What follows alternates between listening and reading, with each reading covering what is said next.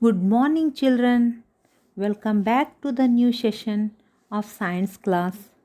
In the previous sessions, we have studied about the leaf part of the plant. Today, we will discuss about the flower part of the plant. Okay? Flower is the most beautiful, colorful, and attractive part of the plant. Flowers which do not have bright colors often have a sweet fragrance, means smell. But that is not the only purpose of flowers.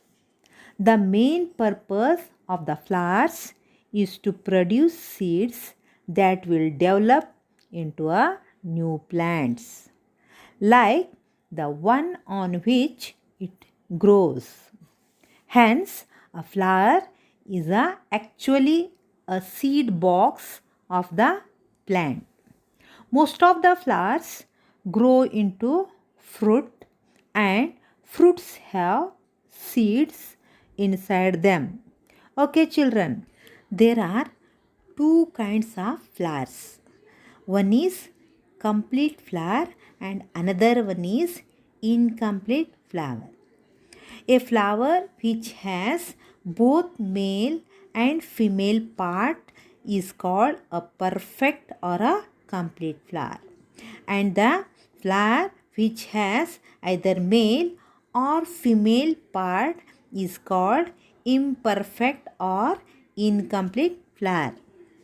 Now I will tell you about the parts of the flower. If you look at a flower closely, you will find that it has four parts called as floral parts. The green leaf-like structure at the base of the flower are called sepals. Sepals protect the bud and support the flower. The colorful outer structures of a flower are called petals. Petals are brightly colored to attract insects. The male reproductive structure of a flower is called stamen. It consists of a knob-like structure called anther and a thin stalk-like filament that supports the anther. The anther contains pollen grains. Pollen means the yellow powdery substance is called pollen. Now, the female reproductive structure of the flower is called the carpel.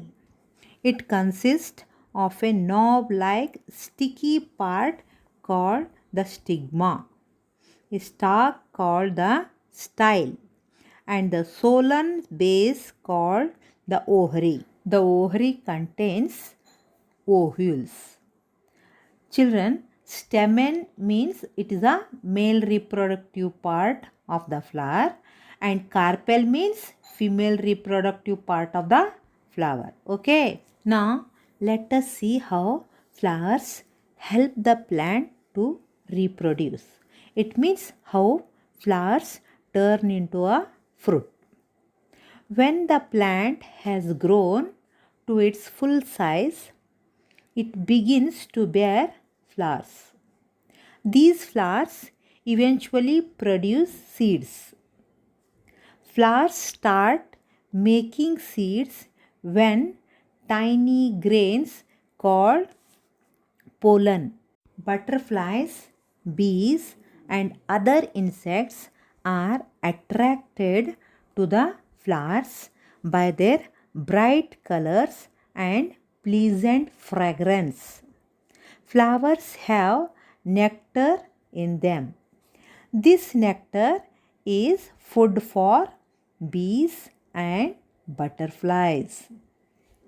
Thus, they keep visiting flowers again and again. Do you know, children, these insects help to carry the pollen grains from one flower to other flower. This makes the flower to make the seeds. Now let us see how the seeds are formed. Stigma is a sticky surface at the top of the pistil which help the trapping and holding the pollen grains. Sometimes these pollen grains are also carried by the wind. The pollen grain land on the stigma, germinates and form pollen tube that grows to the space inside the style.